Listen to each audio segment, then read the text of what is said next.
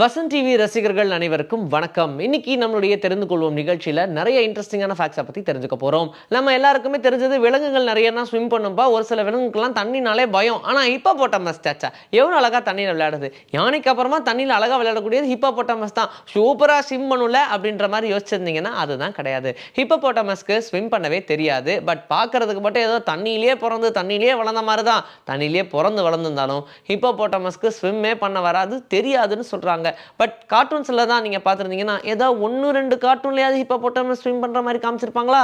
மாட்டாங்க. ஏன்னா hippopotamus swim பண்ணாது. பட் அப்படியே காமிச்சிருந்தாலும் அதை உங்களுடைய கற்பனையில தான் காமிச்சிருப்பாங்க. உங்களுக்கே தெரியாம நீங்க 2.5 கிலோமீட்டர் சன்னை சுத்தி நடந்துகிட்டே இருக்கீங்க ஒரு நாளைக்கு அப்படின்னு சொல்றாங்க. ஆக்சுவலா மூவ்மெண்ட் மொத்தமாவே கால்குலேஷன் தான் எடுக்கிறாங்க.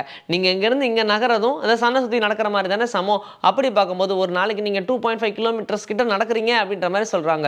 ஒவ்வொரு அசைவுமே ஒவ்வொரு மாதிரியான கிலோமீட்டர்ஸ் கணக்கில் தான் வருது. அப்படி பார்க்கும்போது நீங்க சன்னை சுத்தி எவ்வளவு தூரம் நடந்திருக்கீங்கன்றதை யோசிச்சு பாருங்க. நிறைய பேருக்கு ஃபிங்கர் டிப்ஸ்ல நகம் ரொம்ப பெருசா வளர்ந்துகிட்டு இருக்கும். அதுக்கான ரீசன் அவங்க ஸ்ட்ரெஸ்ஸா இருக்காங்க அப்படின்னு நீங்களே யோசிச்சு பாருங்க. பயமும் ஸ்ட்ரெஸ்ஸும் வந்துச்சுன்னா கடன்னு எடுத்து நகத்தை தான் கடிப்பாங்க.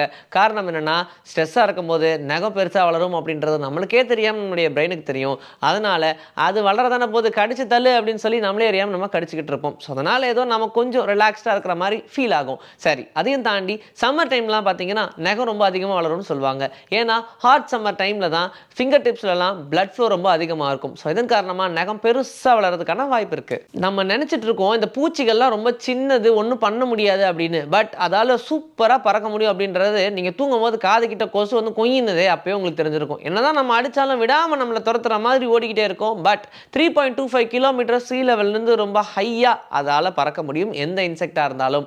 ஏன்னா அந்த அளவுக்கு துரிதமாக பறந்து செயல்படுற அளவுக்கு இன்செக்ட்ஸ்க்கு பவர் இருக்கு. பட் அதுவே யூஸ் பண்ணிக்காம இருக்கு. பட் இருந்தாலும் வேற வழி இல்லாம ஒரு சில இன்செக்ட்ஸ்லாம் பறந்து போயிருக்கும் போல. அதனால தான் நோட் பண்ண முடிஞ்சது. சண்டைக்கு முன்னாடி சிரிக்கிறவன் தோக்க தான் போறான் அப்படின்னு சொல்லுவாங்க. நான் சொல்ல, இதுக்கெல்லாம் ரிசர்ச் பண்ணியிருக்காங்க. மார்ஷல் ஆர்ட்ஸை பொறுத்த வரைக்கும் சண்டைக்கு முன்னாடி யாராவது அப்படின்னு சிரிச்சாங்கன்னா அவனை நம்ம முன்னாடியே சொல்லிடலாம் அவன் தோக்க தான் போறான். ஏன்னா முன்னாடியே அவனுடைய பிரெயின் தயாரா இருக்கும். அவன் எப்படி மூவ் பண்ண போறான், அவன் என்ன மாதிரி மூவ் எடுத்து வைக்க போறான், நாம எப்படி அதை டிஃபெண்ட் பண்ணணும் அப்படின்ற மாதிரி நம்மளுடைய பிரெயின் செயல்பாட்டுக்கு போகும்போது சிரிக்கணும்லாம் தோணாது. அப்படி சிரிச்சாங்கன்னா அந்த பிரெயின் அவங்களுடைய செயல்பாட்டிலே இருக்காது. அதனால ஈஸியாக நம்மளால ஜட்ஜ் பண்ண முடியும் அவங்க தோக்க தான் போறாங்க அப்படின்ற மாதிரியான விஷயத்த முன்னாடியே ரிசர்ச் பண்ணி வச்சிருக்காங்க. உங்க குரல் ரொம்ப ஸ்வீட்டா இருக்கு அப்படின்னு சொல்லி நிறைய பேர் சொல்லியிருப்பாங்க. ஆனா உங்களுடைய குரல் கேட்க உங்களுக்கு பிடிக்கவே பிடிக்காது. என்ன ரீசன் யோசிச்சு பார்த்திருக்கீங்களா?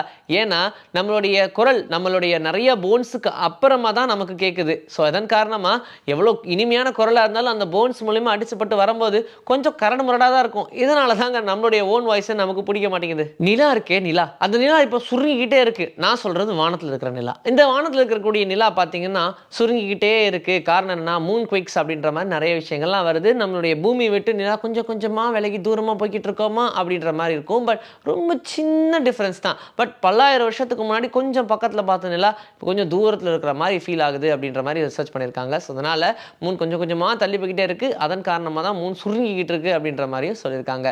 இன்னைக்கு நம்மளுடைய தெரிந்து கொள்ளும் நிகழ்ச்சியில் நிறைய இன்ட்ரெஸ்டிங்கான விஷயங்கள்லாம் தெரிஞ்சுக்கிட்டோம். இதே மாதிரி ஒரு சூப்பரான கண்டென்ட்டோட உங்களை நான் வந்து சந்திக்கிறேன். And this is bye from Vijayasri. Take care.